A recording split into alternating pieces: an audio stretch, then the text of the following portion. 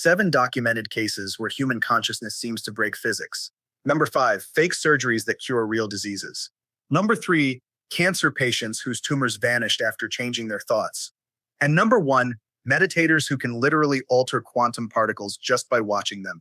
Your mind isn't trapped in your skull. Point 7, the quantum observer who collapsed reality. Measurement collapses reality every time you look at it, not metaphorically, literally. Light travels as a wave until you watch it. Then it immediately becomes a particle, like the universe is running on a graphics card that only renders what you're looking at. In 1801, Thomas Young shot light through 2 slits and got an interference pattern. Proved the light was a wave. Beautiful. Case closed. Except 100 years later, physicists added detectors to see which slit each photon went through, and reality had a mental breakdown. The interference pattern vanished. Light became particles. Remove the detector, waves again. Add it back, particles. The universe is basically gaslighting physicists. Here's the genuinely disturbing part. In 1982, Scully and Druel created the quantum eraser experiment. They detected which path the photon took, then erased that information before looking at the results. The photons acted like waves when their path information was erased, as if time doesn't work how we think. Published in Nature, replicated thousands of times, still makes physicists drink heavily. Berkeley, MIT, Oxford, they all demonstrate daily that observation determines whether reality exists as possibilities or fixed states. You're not observing reality. You're creating it by looking. The universe literally waits to see if you're watching, before deciding what to be. But if that shocked you, these monks are about to break your understanding of human limits. Point 6. Monks who boil water with their skin. Tibetan monks can raise their finger temperature by 17 degrees Fahrenheit, using only their minds. Harvard Medical School didn't believe it either, until Herbert Benson dragged scientific equipment up the Himalayas in 1982. Like some kind of skeptical Sherpa, the monks practiced Tummo meditation, visualizing fire running through their spines. Sounds like mystical nonsense, until you see them sitting naked on glaciers, drying wet sheets with their body heat. While it's literally below freezing, the sheets steam, the monks smile. Western medicine has a collective aneurysm. Benson's team measured everything. The monk's peripheral body temperature increased up to 8.3 degrees Celsius. That's not supposed to be possible. Your autonomic nervous system runs temperature without conscious input. It's like controlling your liver function with happy thoughts. Nobody talks about how Wim Hof, a Dutch guy who looks like he sells craft beer, learned similar techniques and now holds 26 world records. In 2014, researchers at Radboud University injected him with E. coli endotoxin, basically giving him the flu on purpose. Hof suppressed his immune response through breathing and meditation. No fever, no symptoms, complete conscious control over systems that medical textbooks say are involuntary. They trained 12 random volunteers, probably found them at a Starbucks, for just 10 days. All 12 controlled their immune response. Published in PNAS, your body has a manual override system that medical school pretends doesn't exist. This actually explains why number 5 works, though you're really not going to like the implications. Point 5, fake surgeries that cure real diseases. Some specific surgeries have a theatrical component, and your surgeon unknowingly triggers your healing response. In 2002, orthopedic surgeon Bruce Moseley performed knee surgery on 80 patients with severe arthritis. Half got real surgery, half got fake surgery, just incisions and some Oscar-worthy acting. 2 years later, both groups had identical improvement. Let that sink in. Moseley literally did nothing.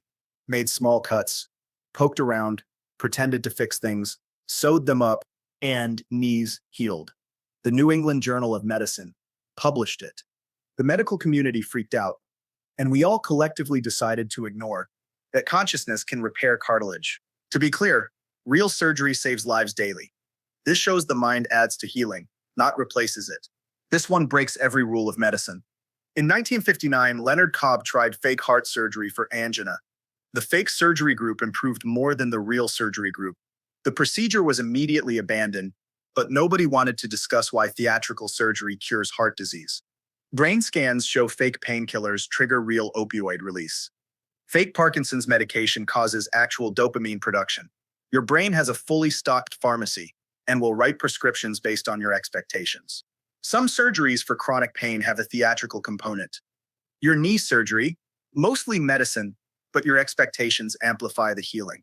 Here's what's genuinely disturbing. Placebos are getting stronger over time.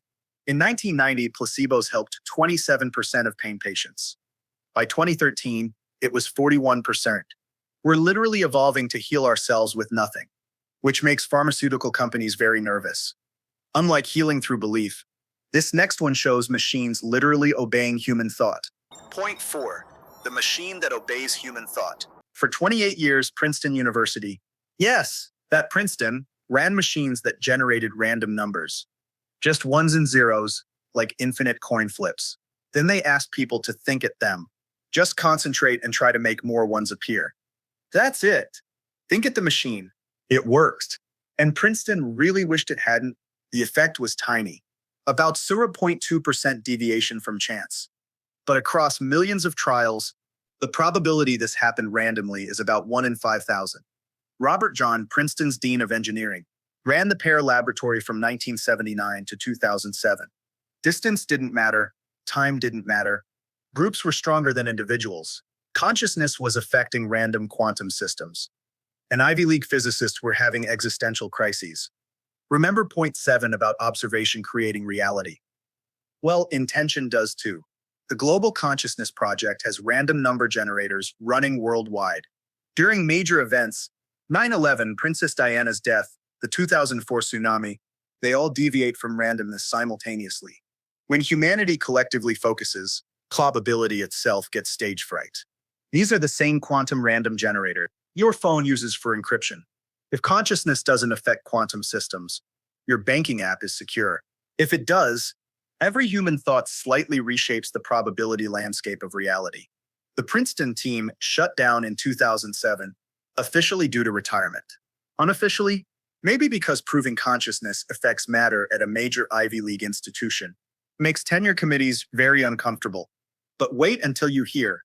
What happens when consciousness decides tumors are optional? Point 3. Spontaneous remissions that shouldn't exist. Anita Moorjani was dying. Not might die. Was dying. Stage 4B lymphoma. Organs failing.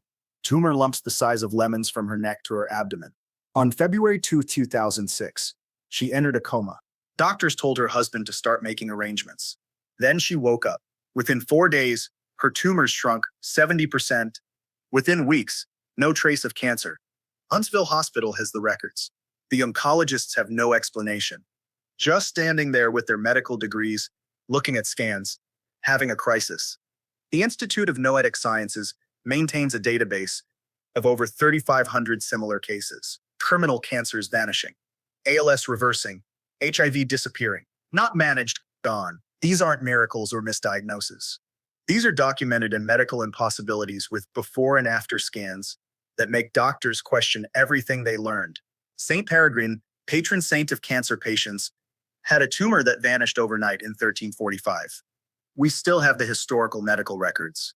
In 1978, Alice Epstein's kidney cancer disappeared after she visualized her white blood cells as knights, slaying dragon cancer cells.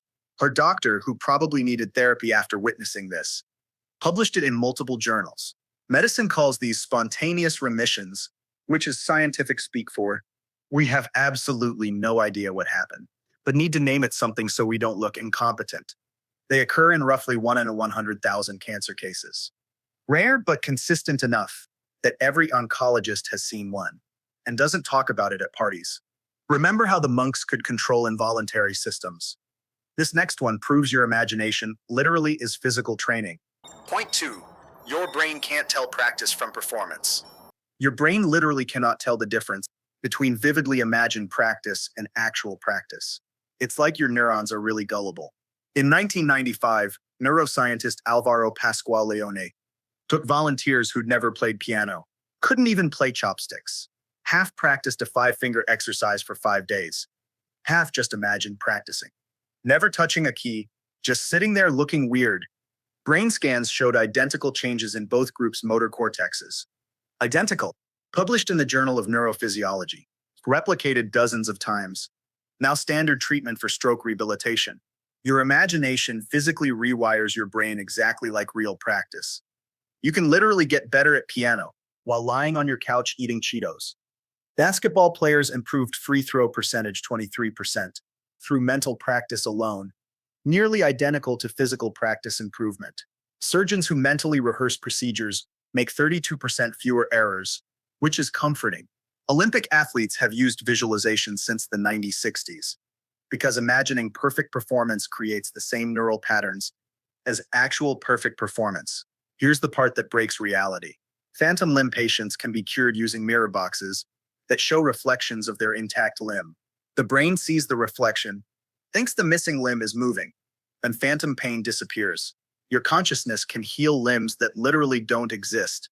V.S. Ramachandran, who invented this, said you can hack your entire body image in 2 minutes. 2 minutes to reprogram how your brain understands your physical existence. Remember all those previous points? They're all the same phenomenon. Consciousness shapes physical reality. But this final one literally shows meditation bending the laws of physics. Point 1. Meditators who bend quantum reality. Dean Radin put meditators in front of double-slit experiments, the same ones from point 7. Asked them to meditate with intention to affect the photons. Not touch them, not blow on them. Just think it light particles, really hard. The interference pattern changed. Not by much, about 0.001%, but with odds against chance that Radin claims are significant. Though the physics community remains deeply divided. When Tibetan monks did it, the effect was stronger. Your meditation skill level literally determines how much you can bend quantum mechanics. There's probably an app for that coming soon. Published in physics essays, replicated at multiple labs, makes physicists deeply uncomfortable. Consciousness doesn't just observe quantum collapse. It can intentionally influence it. Every quantum process in your body, and there are trillions happening every second, might be slightly influenced by whether you're doom scrolling or meditating. The Global Consciousness Project found that during mass meditations, random number generators worldwide deviate from randomness. When millions focus intention simultaneously, probability itself shifts. Reality becomes slightly less random, slightly more ordered, as if consciousness adds structure to quantum chaos. Here's what nobody wants to say out loud. If consciousness affects quantum systems, and quantum systems underlie all matter, then consciousness might be a fundamental force like gravity or electromagnetism. Your thoughts don't just describe reality, they participate in creating it. You're not in the universe. You're part of the machinery that makes it exist. So your mind is actively building reality, collapsing quantum waves by observing, healing bodies through belief, controlling involuntary systems, influencing random generators, erasing tumors, rewiring brains through imagination, and bending probability through meditation. You're not in the universe, you're part of what makes it. And that's how spaghetti untangles another mystery of consciousness.